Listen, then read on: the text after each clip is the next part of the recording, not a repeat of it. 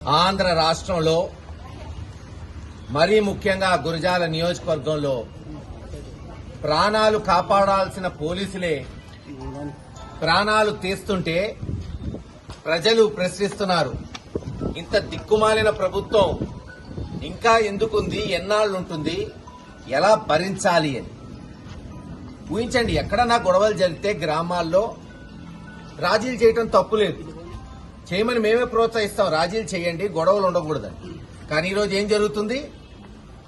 దెబ్బతిన్నవాళ్లు ఎవరి మీద అయితే అఘాయిత్యాలు జరిగినాయి, దారుణాలు జరిగినాయి, దాడులు జరిగినాయో వాళ్ళని పిలిపించి పోలీసులు బెదిరించి వాళ్ళని కొట్టి మళ్లీ మీ మీద కేసులు పెడతామని బెదిరిస్తూ చిత్రహింసలు చేస్తుంటే ఈ రోజున గురజాల నియోజకవర్గం మరి కొత్త గణేశ్పాడు గ్రామంలో గురవయ్య గారు ఆత్మహత్యకు పాల్పడ్డాడు.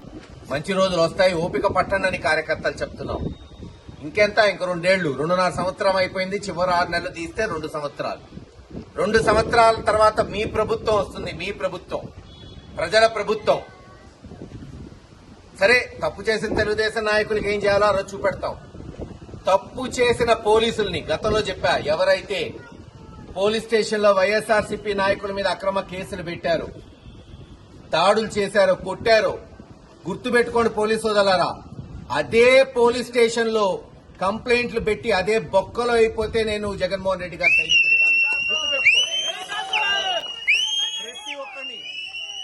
ఈ రోజేదో మీరు అనుకుంటున్నారు కొట్టాం, ట్రాన్స్ఫర్ అవుతాం, వెళ్ళిపోతాం అనుకుంటున్నారు. చూస్తారు, అండమాన్ అమెరికా పోయినా వదిలిపెట్టాం.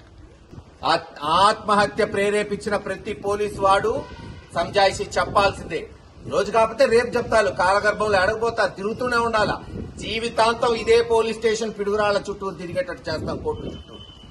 ఏముంది గురజాలలో సాధించింది 2.5 సంవత్సరాల్లో?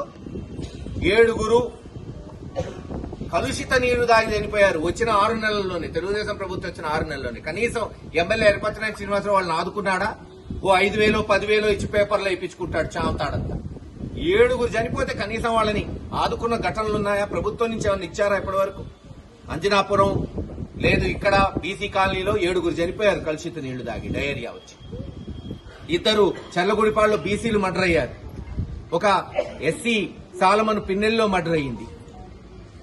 ఓ వ్యక్తి, మైనారిటీ వ్యక్తి ఆత్మహత్య చేసుకున్నాడు పిడుగురాళ్లో పోలీసులు దెబ్బకి. అతనికి 5 లక్షలో 10 లక్షలో ఇచ్చి రాజీ చేశారు, భార్యని పిల్లల్ని బెదిరించి.